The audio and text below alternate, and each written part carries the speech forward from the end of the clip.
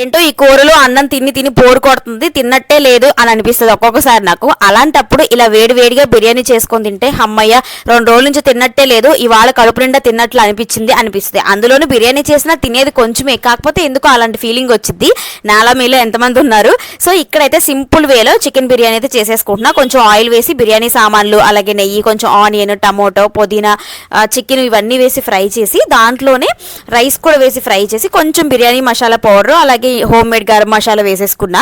1 glass రైస్కి 2 గ్లాసులు water పోసా. ఈ గంగా కుక్కర్ వచ్చేసి మనకి లాటరీలో అప్పుడు వచ్చింది కదండి 3,500కి, ఆ లాటరీలో వచ్చిన కుక్కరే అనమాట. పర్లేదు, బాగానే ఉందండి, యూస్ చేస్తున్నాను. కాకపోతే అడుగు పలచగా ఉంది కాబట్టి మనకు అడుగు పట్టే ఛాన్స్ ఉంటుంది. ఇంకా బిర్యానీ అయితే అయిపోయింది.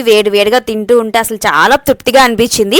సో మీలో ఎంతమంది బిర్యానీ లవర్స్ ఉన్నారండి? నాకైతే చాలా చాలా ఇష్టం. కాకపోతే అందులోనే ఇంట్లో చేసుకునే బిర్యానీ అంటేనే ఇష్టం అనమాట. అంటే స్పైసీ అనేది కొంచెం లైట్గా వేసుకుంటా, నా చేత్తో నేను చేసుకొని తింటేనే నాకు తృప్తిగా అనిపిస్తుంది.